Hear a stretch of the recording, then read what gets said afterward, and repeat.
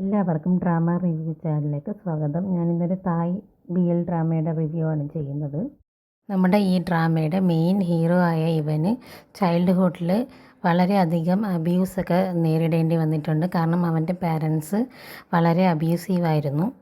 അവനെ നല്ല രീതിയിൽ ടോർച്ചർ ചെയ്യുകയും ഒക്കെ ചെയ്യുമായിരുന്നു. അത് കാരണം അവൻ്റെ തലയിലൊരു ഇഞ്ചറി പറ്റിയിട്ടുണ്ടായിരുന്നു. അതുകൊണ്ട് തന്നെ അവന് ലൈഫ് ലോങ് തലവേദന നല്ല രീതിയിൽ അനുഭവിക്കേണ്ടി വന്നിട്ടുണ്ട്.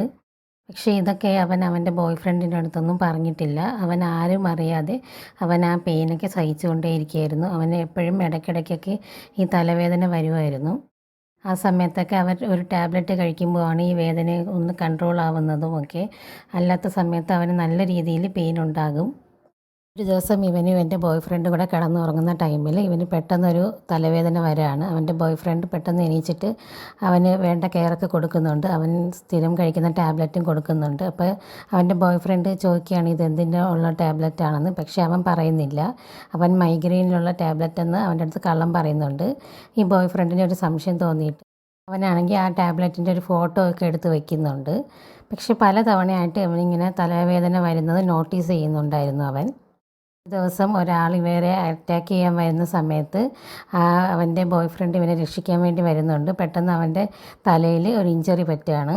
അത് കാരണം അവൻ പെട്ടെന്ന് ബോധം പോവുകയും അവനെ ഹോസ്പിറ്റലാക്കുകയും ചെയ്യുന്നുണ്ട്. ആ സമയത്ത് ഇവൻ്റെ ഫാമിലി മെമ്പറിൽ ഒരു കൂടെയുള്ളൊരു പെൺകുട്ടിയാണ് ഇവൻ്റെ ഈ കണ്ടീഷനെ കുറിച്ചൊക്കെ പറയുന്നത്. ഇവനൊരു സർജറി ആവശ്യമാണ്, ഇല്ലെന്നുണ്ടെങ്കിൽ അവന് ലൈഫ് ലോങ് ഈ പെയിൻ അനുഭവിക്കേണ്ടി വരുമെന്ന് പറയണം. പക്ഷേ അവൻ സർജറി ചെയ്യാൻ വേണ്ടി സമ്മതിക്കുന്നില്ല എന്നാണ് പറയുന്നത്. കാരണം ഈ സർജറിക്ക് ഒരു സൈഡ് എഫക്റ്റ് ഉണ്ട്. ഇനി മെമ്മറി ലോസ് സംഭവിക്കാൻ ചാൻസ് ഉണ്ട് ഈ സർജറിക്ക് ശേഷം. അവൻ്റെ ബോയ് ഫ്രണ്ടിനെ ഇവൻ മറക്കും എന്നുള്ള പേടി കൊണ്ടാണ് അവൻ സർജറി ചെയ്യാൻ സമ്മതിക്കാത്തത്. ലാസ്റ്റ് ഇവനും ഇവൻ്റെ ഫ്രണ്ട്സും എല്ലാവരും കൂടെ പറഞ്ഞ് അവന് സർജറി ചെയ്യാൻ സമ്മതിപ്പിക്കുന്നുണ്ട്.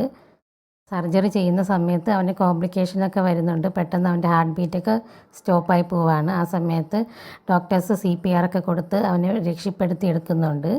അവൻ്റെ മെമ്മറി ലോസ് സംഭവിക്കുകയോ ഇല്ലയോ എന്നൊക്കെ നമുക്ക് ഈ ഡ്രാമയുടെ ലാസ്റ്റ് സീൻ വരെ കണ്ട് നമുക്ക് മനസ്സിലാക്കാം. 2-3 ദിവസമായിട്ട് അവൻ്റെ ബോയ് ഫ്രണ്ടാണെങ്കിൽ ഇവനെ കെയർ ചെയ്തുകൊണ്ടേ ഇരിക്കുകയാണ്. അവൻ്റെ സ്വന്തം ഹെൽത്ത് പോലും നോക്കാതെയാണ് ഇവനെ കെയർ ചെയ്യുന്നതും എല്ലാം.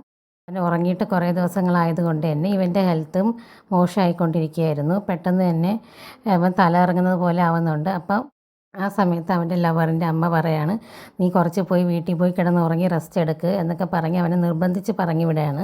എന്നാൽ വീട്ടിൽ പോയതിന് ശേഷവും അവൻ കുറച്ച് ഡ്രസ്സുകളൊക്കെ എടുത്തിട്ട് പോകാൻ നിൽക്കുകയാണ്. അവൻ്റെ കൂട്ടുകാർ പറയാണ് റെസ്റ്റ് എടുക്കാൻ. പക്ഷേ അവൻ കേൾക്കാതെ പോകാൻ നിൽക്കുന്ന സമയത്ത് അവൻ പെട്ടെന്ന് തല ഇറങ്ങി വീഴുന്നുണ്ട്. കാരണം അവൻ അത്രയും ടയേർഡായിരുന്നു.